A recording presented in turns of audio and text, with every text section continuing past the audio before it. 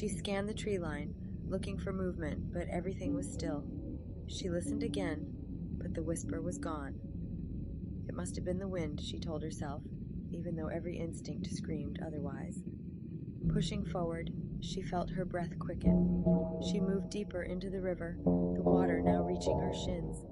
The weight of her pack felt heavier with every step, her body working harder to resist the current, which was starting to pick up. The further downstream she went, the more unfamiliar the terrain became. The trees looked different, the air felt thicker, and the light had taken on a strange quality, too bright, but still casting long shadows that twisted across the rocks. That's when she saw it for sure. Just beyond the trees on the opposite bank, barely visible in the growing gloom, stood a figure. This wasn't her tired eyes playing games with her. No, there it was, standing motionless, its outline human, but distorted by the thickening mist rising from the water. She blinked, her heart skipping a beat. The figure remained, watching her from the shadows. She swallowed hard, instinctively gripping the straps of her pack tighter. Her first thought was that it might be another hiker, someone she hadn't noticed before. But as she squinted to get a better look, the figure seemed to shift, its form flickering like something out of focus, its edges blurring into the trees. Then, just as quickly as it had appeared, it vanished. Her heart pounded against her ribs. She had been alone on this trail for days. The chances of another hiker being out here, especially this far from any access points, were slim to none.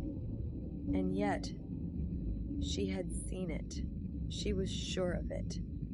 A cold sweat broke out across her skin. She needed to get out of the river.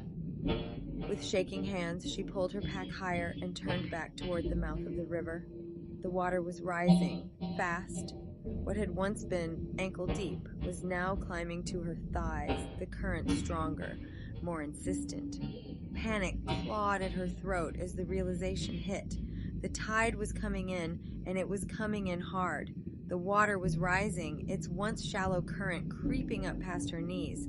She needed to find the trail markers soon before the river became impassable. But no matter how far she walked, the markers were nowhere to be found. She had no choice. She turned and began wading back toward the mouth of the river, her breath coming in ragged gasps. The figure might have been a hallucination, a product of exhaustion and isolation, but the danger of the rising water was very real.